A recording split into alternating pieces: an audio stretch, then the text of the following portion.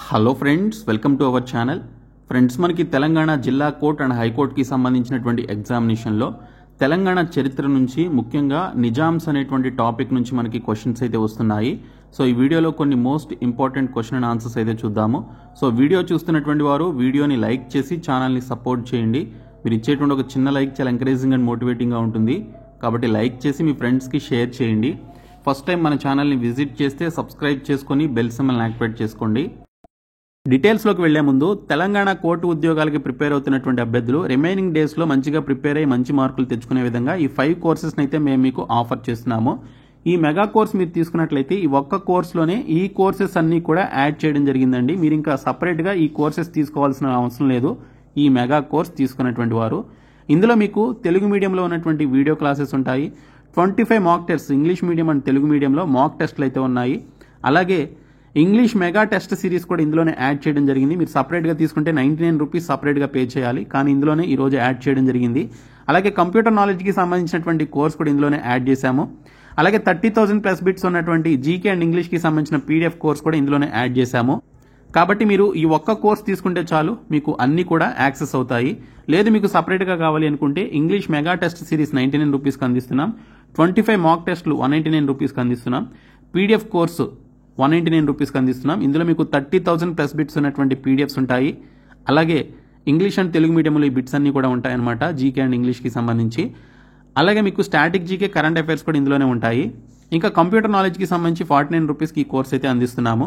So ఇక్కడ చూసుకుంటే mega course, PDF course, computer knowledge course, ఇక్కడ టీఎస్ ఎగ్జామ్స్ అనేటువంటి ఈ బాక్స్లో ఉంటుంది యాప్ హోమ్ పేజ్లో. ఇంకా English test series 25 mock test వచ్చేసి టెస్ట్ సిరీస్ అనేటువంటి పర్టికులర్ బాక్స్లో అయితే ఉంటుంది. సో మీరు యాప్ని డౌన్లోడ్ చేసుకొని మీరు హోమ్ పేజ్లోకి వచ్చినట్లయితే ఈ 2 బాక్స్లు ఓపెన్ చేసి మీరు ఈ కోర్సెస్ అయితే తీసుకోండి. సో డిస్క్రిప్షన్లో యాప్ లింక్ ఉంటుంది, చూడండి. పరీక్ష రాయడానికి వెళ్లే ముందు ఇలాంటి క్వశ్చన్స్ని అయితే చూసుకుని వెళ్ళండి. నిజామ్స్ అనేటువంటి టాపిక్ నుంచి మనకి ఎక్కువగా క్వశ్చన్స్ అయితే వస్తున్నాయి. ఇందులో ఫస్ట్ క్వశ్చన్ వచ్చేసి, who was the Nizam of the Hyderabad state when the Razakars waged a militant struggle to turn the Nizam's rule into an independent Muslim dominated state అని చెప్పేసి అడిగారు. అంటే రజాకార్లు నిజాం యొక్క ఆధిపత్యాన్ని స్వతంత్ర ముస్లిం ప్రాబల్యం ఉన్నటువంటి రాష్ట్రంగా మలచడానికి ఉగ్రవాద పోరాటం చేసినప్పుడు హైదరాబాద్ సంస్థాన రాష్ట్రానికి నిజాం ఎవరు అని చెప్పేసి క్వశ్చన్ అయితే రావడం జరిగింది. సో దీనికి సంబంధించిన రైట్ ఆన్సర్ వచ్చేసి మీర్ అస్మాన్ అలీ ఖాన్ అండి. ఓకే, మీర్ అస్మాన్ అలీ ఖాన్ అనేటువంటి అతను ఈ హైదరాబాద్ సంస్థాన రాష్ట్రానికి సంబంధించి నిజాంగా పనిచేయడం జరిగింది. రజాకార్లు నిజాం యొక్క ఆధిపత్యాన్ని స్వతంత్ర ముస్లిం ప్రాబల్యం ఉన్నటువంటి రాష్ట్రంగా మలచడానికి ఉగ్రవాద పోరాటం చేసినప్పుడు సో ఈ యొక్క హైదరాబాద్ సంస్థాన రాష్ట్రానికి సంబంధించినటువంటి నిజాం ఎవరంటే మీర్ అస్మాన్ అలీ ఖాన్ అనేటువంటి అతను అనమాట. సో మీర్ అస్మాన్ అలీ ఖాన్ హైదరాబాద్ సంస్థాన రాష్ట్రానికి చివరి నిజాం అండి. ఓకే, హైదరాబాద్ సంస్థానానికి చివరి నిజాం ఆయన. సో 1911 నుంచి 1948లో భారత యూనియన్లో విలీనం చేయబడే వరకు ఆయన హైదరాబాద్ పాలనలా చేశాడు. ఆయన పాలనలో రజాకార్లు అనేటువంటి సైనిక సంస్థ హైదరాబాద్ను స్వతంత్ర రాష్ట్రంగా నిలబెట్టుకోవడానికి సంబంధించి పోరాడింది అనేది దీనికి సంబంధించినటువంటి రైట్ ఆన్సర్. సో ఇక్కడ నెక్స్ట్ క్వశ్చన్ చూసుకుంటే, కన్సిడర్ ది ఫాలోయింగ్ ఎక్స్ప్లెనేషన్స్ అని చెప్పేసి ఇచ్చారు. ఇక్కడ మనకి ఏబి అని చెప్పేసి 2 ఆప్షన్స్ అయితే ఇవ్వడం జరిగింది. సో ఇది మనకి అప్లికేషన్ మెథడ్లో ఉన్నటువంటి క్వశ్చన్ అనమాట. సో ఈ విధంగా మనకి ఎగ్జామినేషన్లో రాకపోవచ్చు, కానీ సో దీనికి సంబంధించినటువంటి పర్టికులర్ ఎక్స్ప్లెనేషన్ అయితే చూద్దాము. సో ఏబిసి అనేవి దీనికి సంబంధించినటువంటి స్టేట్మెంట్స్. సో మొత్తం 3 స్టేట్మెంట్స్ అయితే ఉన్నాయి. ఫస్ట్ స్టేట్మెంట్ వచ్చేసి, cinema censorship in Hyderabad started in 1924. Okay, Hyderabad రాష్ట్రంలో సినిమా సెన్సార్ 1924లో ప్రారంభమైంది. ఆప్షన్ బి వచ్చేసి, ఛత్రపతి శివాజీ విజిటెడ్ హైదరాబాద్ ఇన్ 1687. ఛత్రపతి శివాజీ హైదరాబాద్ను 1687వ సంవత్సరంలో దర్శించాడు అనేది ఒక స్టేట్మెంట్. ఇంకా ఆప్షన్ సి వచ్చేసి, Aurangzeb's army killed the Akkanna Madanna couple on March 25, 1676. ఔరంగజేబ్కి సంబంధించినటువంటి సైన్యం ఎవరైతే ఉన్నారో సో వారు అక్కన్నా మాదన్న జంటను మార్చి 25, 1676న హత్య చేయడం జరిగింది అనేది 3 స్టేట్మెంట్స్ అయితే ఇవ్వడం జరిగింది. ఇందులో సెలెక్ట్ ది కరెక్ట్ ఆన్సర్ అని చెప్పేసి ఇచ్చారు. సరైన జవాబును ఎంపిక చేయండి అని చెప్పేసి క్వశ్చన్ అయితే ఇవ్వడం జరిగింది. సో ఇక్కడ చూసుకుంటే మనకి హైదరాబాద్ రాష్ట్రంలో సినిమా సెన్సార్ అనేది 1924లో ప్రారంభమైంది అనేది కరెక్ట్ స్టేట్మెంటే అండి. ఓకే, సో ఆప్షన్ ఏ అనేది మనకి ఇక్కడ కరెక్ట్ స్టేట్మెంటే. కానీ 1687లో ఛత్రపతి శివాజీ హైదరాబాద్ని దర్శించాడనేది రాంగ్ స్టేట్మెంట్. అలాగే ఔరంగజేబ్ సైన్యం అక్కన్న మాదన్న జంటను మార్చి 25, 1676న హత్య చేసింది అనేది కూడా రాంగ్ స్టేట్మెంటే. కాబట్టి ఇక్కడ మనకి రైట్ ఆన్సర్ వచ్చేసి ఆప్షన్ ఏ ఓన్లీ అనేది దీనికి సంబంధించినటువంటి రైట్ ఆన్సర్ అనమాట. సో ఇక్కడ చూసుకున్నట్లయితే మనకి హైదరాబాద్లో సినిమా సెన్సార్షిప్ అనేది 1924లో ప్రారంభమైంది. సో ప్రకటన బి అంటే స్టేట్మెంట్ బి అనేది తప్పు. 1687లో ఛత్రపతి శివాజీ హైదరాబాద్ని సందర్శించలేదు. ఆ సంవత్సరంలో హైదరాబాద్ను ఔరంగజేబు స్వాధీనం చేసుకోవడం జరిగిందనమాట. ఓకే, ఔరంగజేబు స్వాధీనం అయితే చేసుకున్నాడు ఆ సంవత్సరంలో. కానీ ఛత్రపతి శివాజీ హైదరాబాద్ని 1687లో సందర్శించలేదు. నెక్స్ట్ క్వశ్చన్ వచ్చేసి ప్రకటన సి కూడా రాంగే. అక్కన్న మాదన్నలను 1676 మార్చి 25ను కాదు 1686లో ఔరంగజేబు సైన్యం చంపిందనమాట. సో 1686లో ఔరంగజేబు సైన్యం చంపడం జరిగింది. నెక్స్ట్ క్వశ్చన్ వచ్చేసి who was the founder of the Asaf Jahi dynasty? Asaf Jahi వంశస్థాపకుడు ఎవరు అని చెప్పేసి అడిగారు. ఆసఫ్ జాహీ వంశస్థాపకుడు వచ్చేసి మీర్ ఖమర్ ఉద్దుద్దీన్ సిద్దికి అండి. మీర్ ఖమర్ ఉద్దుద్దీన్ సిద్దికి అనేటువంటి అతను ఆసఫ్ జాహీకి సంబంధించినటువంటి వంశం యొక్క స్థాపకుడు. సో ఇక్కడ ఆన్సర్కి సంబంధించిన ఎక్స్ప్లెనేషన్ చూస్తే నిజాం ఉల్ ముల్క్ అని కూడా పిలువబడేటువంటి మీర్ ఖమర్ ఉద్దుద్దీన్ సిద్దికి ఆసఫ్ జాహీ రాజవంశ స్థాపకుడు. సో మొఘల సామ్రాజ్యం పతనం తర్వాత 1724లో ఆయన ఈ వంశాన్ని స్థాపించాడు. ఆయన మొఘల్ కోర్టులో శక్తివంతమైనటువంటి రాజకుమారుడు మరియు దక్కన్ వైస్రాయ్ పదవిని కూడా కలిగి ఉన్నాడు అనేది దీనికి సంబంధించిన information. Next question right the following chronological order of their establishment. ఈ క్రింది వాటి స్థాపన కాలక్రమానుసారంగా వ్రాయము అని చెప్పేసి ఇచ్చారు. సో ఇక్కడ ఇచ్చినటువంటి పర్టికులర్ ఏబిసిడి స్టేట్మెంట్స్ ఏవైతే ఉన్నాయో సో వీటిని మీరు క్రోనలాజికల్ ఆర్డర్లో ఒక కాలక్రమేణ ఆధారంగా మీరు క్రోనలాజికల్ ఆర్డర్లో రాయాలన్నమాట. సో దీనికి సంబంధించినటువంటి క్రోనలాజికల్ ఆర్డర్ చూస్తే ఫస్ట్ మనకి మాతంగి సభ జరిగింది, ఆ తర్వాత అరుంధతీయ మహాసభ జరిగింది, ఆ తర్వాత మున్నూరు కాపు మహాసభ జరిగింది, ఆ తర్వాత అంబేద్కర్ యూత్ లీగ్ అయితే జరిగిందనమాట. సో ఇక్కడ చూసుకుంటే ఏబిడిసి అనేది దీనికి సంబంధించినటువంటి క్రోనలాజికల్ ఆర్డర్. సో మనకి ఇక్కడ ఆప్షన్ 2లో ఏబిడిసి అయితే ఉంది. కాబట్టి ఇక్కడ ఇవ్వబడినటువంటి సంస్థల స్థాపన కాలక్రమం చూసుకున్నట్లయితే ఓకే, ఈ సంస్థల స్థాపన కాలక్రమం చూసుకున్నట్లయితే ఫస్ట్ మాతంగి సభ దీనికి సంబంధించి జరిగింది. అరుంధతీయ మహాసభ అరిగే రామస్వామి 1931లో అరుంధతీయ మహాసభను స్థాపించారు. ఇంకా మున్నూరు కాపు మహాసభ 1935లో నిజాం రాష్ట్ర ఆంధ్ర మున్నూరు కాపు మహాసభ జరిగింది. ఇంకా అంబేద్కర్ యోజన సంఘం వచ్చేసి బిఎస్ వెంకట్రావు అంబేద్కర్ యోజన సంఘాన్ని స్థాపించి దళిత యువత అభ్యున్నతి కోసం పోరాడారు. సో ఇవి మనకి కరెక్ట్ స్టేట్మెంట్స్. సో ఏబిడిసి అనేది క్రోనలాజికల్ ఆర్డర్ అండి. ఓకే, సో నెక్స్ట్ క్వశ్చన్ వచ్చేసి right the following institutions in Hyderabad in chronological order based on their establishment అని చెప్పేసి ఇచ్చారు. సో హైదరాబాద్లో ఈ క్రింది సంస్థల ప్రారంభము ప్రాతిపదిగా వరుస క్రమంలో రాయండి అని చెప్పేసి ఇచ్చారు. సో ఇక్కడ మనకి చూసుకుంటే ఇంజనీరింగ్ స్కూల్ ఒకటి, సెయింట్ జార్జెస్ గ్రామర్ స్కూల్ ఒకటి, okay,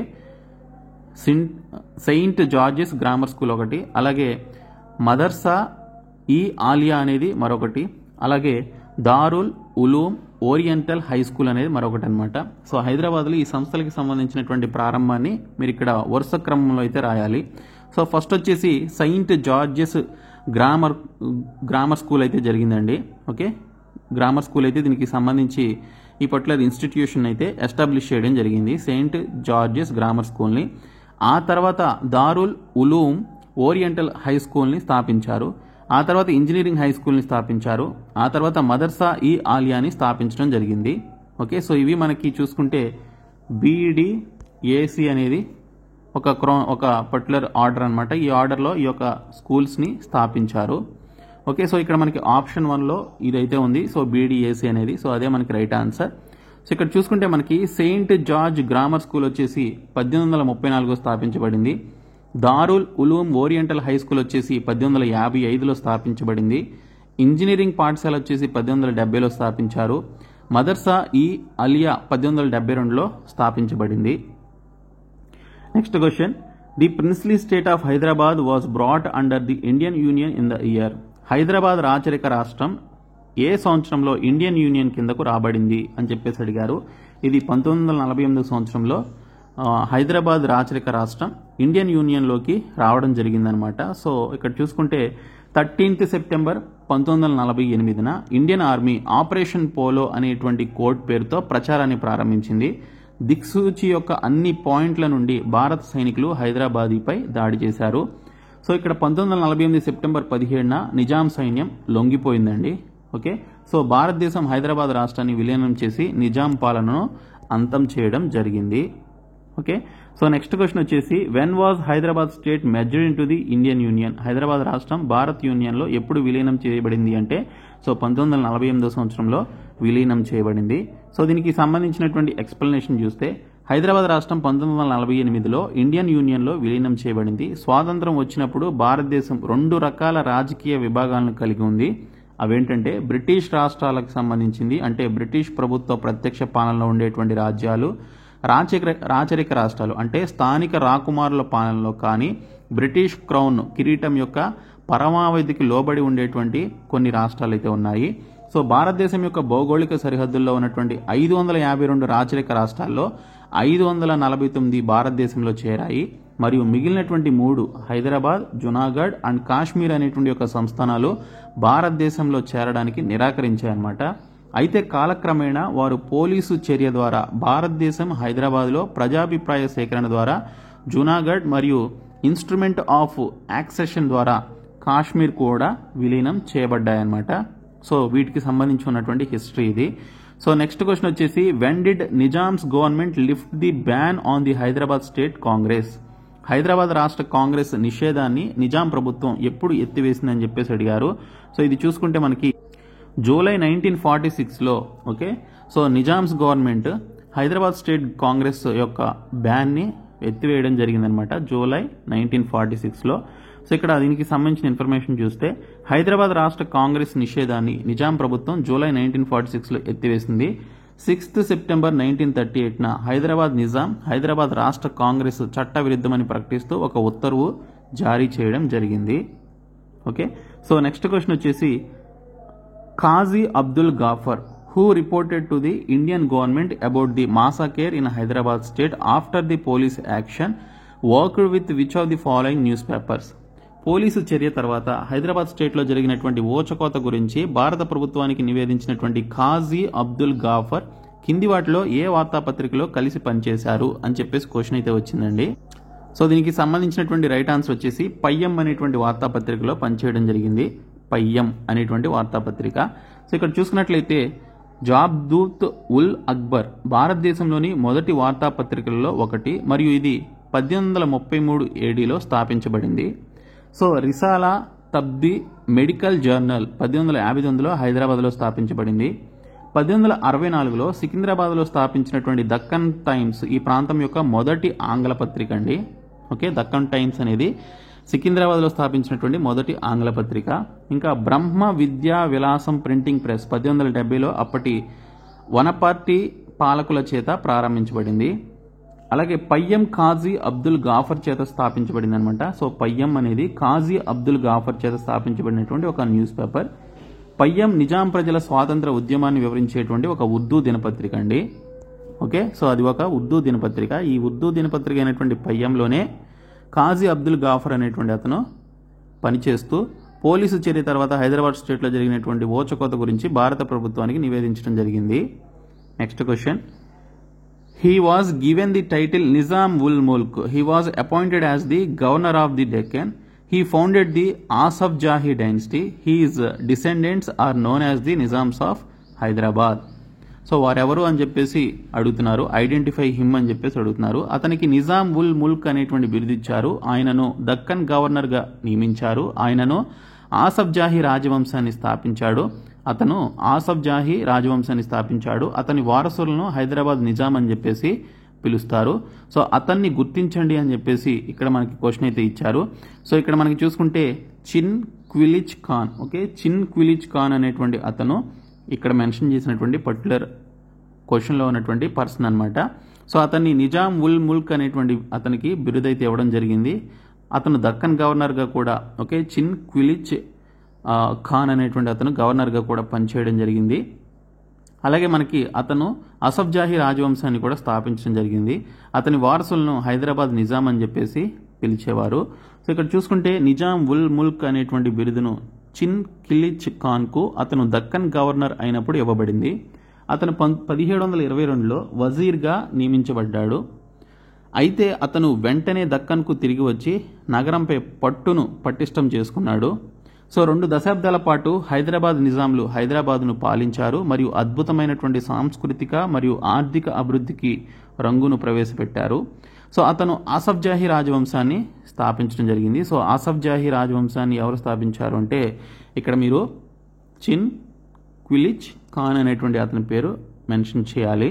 so next question, Mahlaqa Bai Chanda was a famous court dancer of which Nizam? Mahlaqa Bai Chanda ఏ నిజాం యొక్క ప్రసిద్ధ ఆస్థాన నర్తకి అని చెప్పేసి అడిగారు. రైట్ ఆన్సర్ వచ్చేసి నిజాం ఆలీఖాన్ అండి. సో నిజాం ఆలీఖాన్కి సంబంధించినటువంటి ప్రసిద్ధ ఆస్థాన నర్తకి. మహల్తాబాయ్ చందా నిజాం ఆలీఖాన్ యొక్క ఆస్థానంలో ప్రసిద్ధ నర్తకి అండి. సో మహల్కాబాయి 1768 ఏప్రిల్ 7న భారతదేశంలోని హైదరాబాద్లో జన్మించడం జరిగింది. ఆమె ఒక ప్రసిద్ధ కవయిత్రి మరియు వేశ్య. హైదరాబాద్ నిజాం పాలనలో గజల్స్ను ప్రాచుర్యం పొందేలా చేశారు. సో గుల్జార్ ఏ మహల్కా అనేటువంటి ఉర్దూ గజల్ సంకలనం అయినటువంటి దివాన్ అంటే కవితల సంకలనం రచించగలిగినటువంటి మొదటి మహిళా కవిత్రిగా ఆమె నిలిచింది. Next question, which of the following organisations was founded by the Durgabai Deshmukh?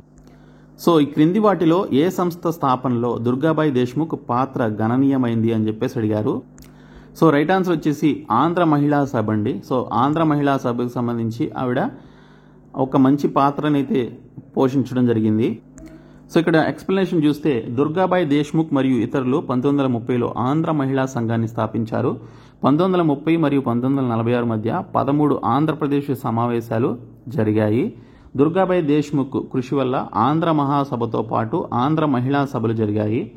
ఈ సంఘాలు మరియు సంస్థలు మహిళల విద్యాభివృద్ధికి మరియు వారి సామాజిక మరియు ఆర్థిక పరిస్థితుల మెరుగుదల కోసం పోరాడాయి. ప్రజల్లో సామాజిక సాంస్కృతిక అవగాహన పెంపొందించేందుకు ఆంధ్ర మహాసభ సమావేశాలు జరిగాయి. Next question, Hyderabad state was founded by? Hyderabad రాష్ట్రం ఎవరిచే స్థాపించబడింది? సో హైదరాబాద్ స్టేట్ ఎవరి చేత స్థాపించబడింది అంటే ఖమర్ ఉద్దీన్ సిద్దికీ అండి. ఖమర్ ఉద్దీన్ సిద్దికీ చేత హైదరాబాద్ రాష్ట్రం అయితే స్థాపించబడింది. సో ఇక్కడ చూసుకున్నట్లయితే అతను మొఘల్ చక్రవర్తి ఔరంగజేబు క్రీస్తకం 1670 నుంచి 1707, దక్కన్ మొఘల్ గవర్నర్ క్రీస్తకం 1713 నుంచి 1715 మరియు క్రీస్తు శకం 1720 నుంచి 22, మొఘల్ గ్రాండ్ విజియర్ 1721 నుంచి 1724 సైన్యంలో గౌరవనీయమైనటువంటి గొప్ప వ్యక్తి మరియు జనరల్ అన్నమాట. సో అతను ఆసఫ్జాహీ రాజవంశం అయినటువంటి 1724 స్థాపకుడు. ఇందులో అతను నిజాం 1కి సంబంధించి 1724 నుంచి 1748 మధ్యన సో అతను పనిచేశాడనమాట. సో నాసిక్ సమీపంలోని పాల్టేడ్ యుద్ధంలో పీష్వా బాలాజీ విశ్వనాథ్ భట్ కుమారుడు బాజీరావ్ 1 చేతిలో నిజాం అయితే ఓడిపోవడం జరిగింది. నెక్స్ట్ క్వశ్చన్ వచ్చేసి, name the zamindar who accepted the novel Gona Gannareddy dedicated to and written by Adivasi Bapiraju. Adivi Bapiraju అంకితం చేసి రాసినటువంటి గోన గన్నారెడ్డి నవలని అంగీకరించినటువంటి జమీందార్ పేరుని తెలపండి అని చెప్పేసి అడిగారు. సో ఇక్కడ మనం చూసుకున్నట్లయితే అక్కెనపల్లి జానకిరామరావు పాల్వంచ జమీందార్కి సంబంధించినటువంటి వారు ఈ యొక్క నవలని అంగీకరించినటువంటి జమీందార్ పేరండి.